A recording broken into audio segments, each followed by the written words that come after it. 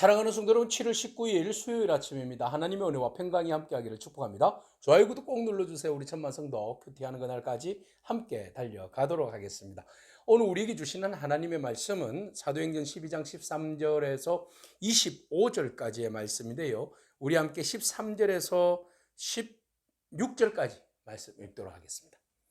베드로가 대문을 두드린 대로 되라 하는 여자아이가 영접하러 나왔다가 베드로의 음성인 줄 알고 기뻐하여 문을 미처 열지 못하고 달려들어가 말하되 베드로가 대문 밖에 섰더라 하니 그들이 말하되 네가 미쳤다 하나 여자아이는 힘써 말하되 참말이라 하니 그들이 말하되 그러면 그의 천사라 하더라.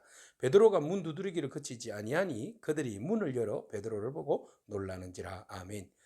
옥에 갇혀 있는 베드로를 천사가 깨웠습니다. 그리고 난 다음에 그 굳건하게 닫혀 있던 옥문을 열고 천사가 베드로를 그 거리로 데리고 갔습니다. 그리고 천사는 사라졌죠.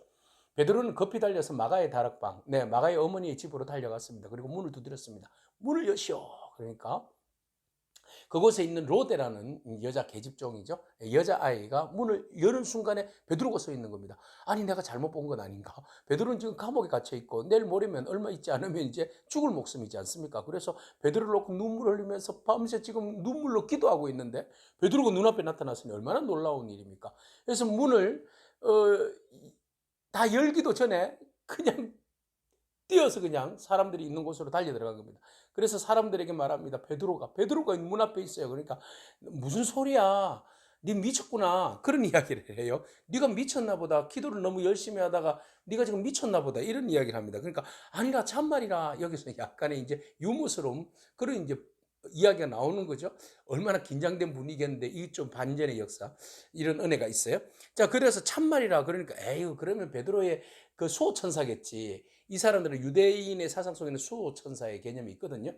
그래서 수호천사겠지. 그의 천사야. 그러니까 아니라 직접 가서 보라. 그러니까 바깥에서 계속 문을 두드리는 소리가 나거든요. 야, 문 열어라. 문을 열다가 마느냐. 베드로가 이런 소리를 합니다. 그래서 사람들이 그래? 그럼 한번 나가보자 하고 보니까 베드로가 서 있는 거야. 깜짝 놀랐습니다. 베드로는 지금 내가 급하다. 지금 내가 없어진 줄 알고 지금 뭐 뒤집어져서 지금 나를 찾아 난리가 났을 거야. 내가 급히 너희들에게 이야기 좀 할게. 어떻게 됐는가 하면 내가 옥에 갇혀 있을 때 이차저차해서 천사가 나를 끌어다가 이거 지금 살려준 거야. 그리고 지금 내 목숨을 구해서 지금 헤롯이 난리를 쳤을 텐데 내가 여기 있다가는 큰일 나. 너희들도 큰일 나고 나도 큰일 나는데 내가 빨리 피신해야 되겠어.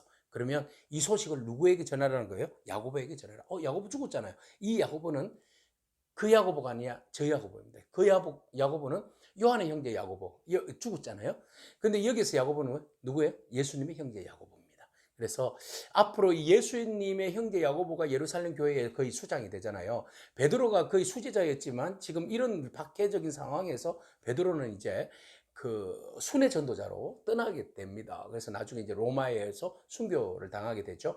그래서 예루살렘에 있지 아니하고 이제 순회 전도자로 이제 떠나는 이제 베드로의 모습 우리가 이제 상상할 수 있고, 예루살렘 교회는 예수님의 형제 야고보가 이제 거의 수장이 되어서 교회를 지키는 그런 입장이 되겠습니다. 자, 이렇게 해서 베드로는 이야기를 하고 빨리 도망갑니다. 자, 한편 이 사실을 한 헤롯은 어땠을까요? 난리가 났죠. 아니, 누가 이놈을 놓쳐버린 거야? 누가 훔쳐간 거야? 그렇게 내가 4명씩 4겹줄로 지키게 했는데 어떻게 이런 일이 일어날 수 있어? 의무를 다하지 못한 이놈들을 당장 쳐 죽여라. 아이고, 파수병들만 억울한 일을 당하게 되었네요. 파수병 죽었어요. 그래서 헤롯은 열받아가지고 예루살렘에서 있다가 가이사라로 돌아갑니다. 가이사라 돌아갔을 때에 두로와 시돈 사람이 또 그 가이사라에 있는 헤롯에게 무엇을 잘못 보였는지 굉장히 서로가 불편한 관계가 있어요. 그래서 두로와 시돈 사람들이 헤롯에게 양식을 얻어먹고 살았기 때문에 좀 화해가 필요했어요. 그리고 침소를 맡은 사람에게 블라스도에게 부탁을 해서 좋은 관계를 좀 맺게 해달라고 아부를 하게 됩니다. 자, 그래서 이제 모든 그 사람들이 보는 앞에서 헤롯이 왕복을 입고 아주 찬란하게 단상 앞에서 백성들 앞에 서는 날이 있었어요. 그 서는 날에 요세푸스는 그렇게 표현했어요.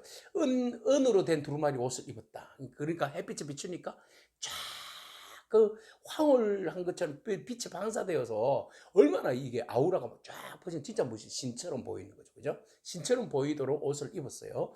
그래서 신처럼 보이니까 막 사람들이 눈이 너무 부시는 거죠. 햇빛이 쫙 반사되니까 얼마나 황홀하겠어요. 와, 그래서 신이다. 신의 현현이다. 신이 임재하셨다. 그리고 단상에서 백성들에게 연설하니까 이것은 바로 신의 목소리다. 그리고 헤롯 만만세.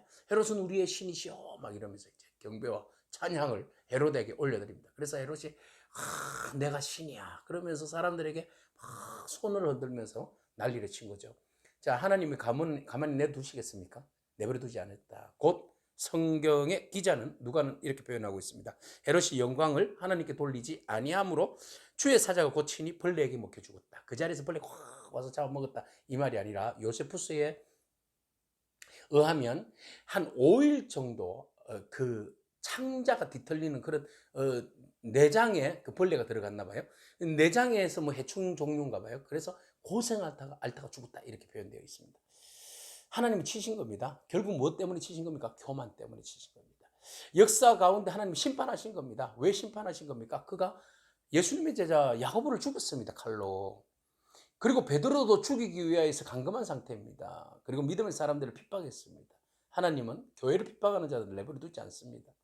교회를 위해서 기도하는 자들은 하나님께서 그 기도를 응답해 주십니다. 보셨잖아요? 기도의 응답으로 인해서 베드로가 풀려나고, 기도의 응답으로 인해서 그들에게 큰 기쁨이 있고, 그 다음에 중요한 말씀 24절에 하나님의 말씀은 흥황하여 더하더라. 하나님의 말씀은 흥황하여 더하더라. 교회가 부흥하더라. 이런 의미 아니겠습니까?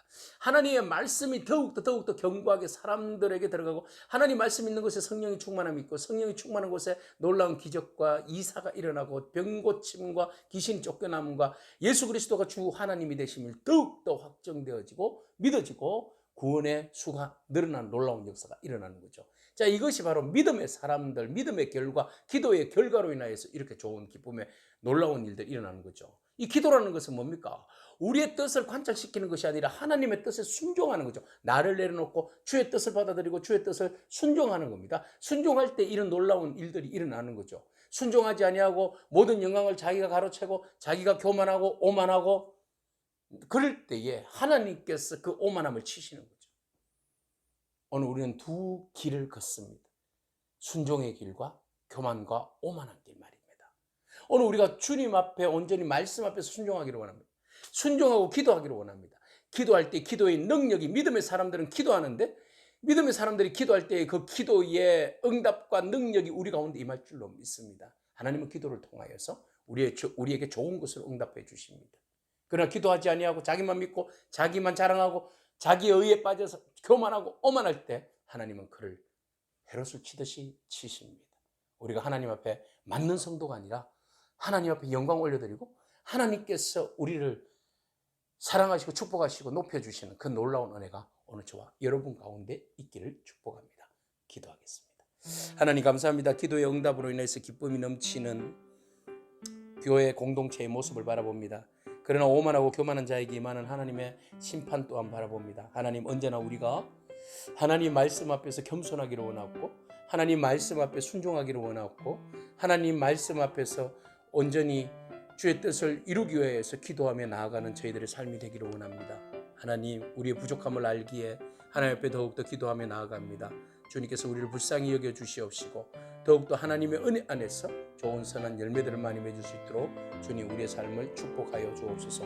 예수님의 귀하신 이름으로 기도합니다. 아멘. 오늘도 믿음으로 승리하길 축복합니다. 아멘.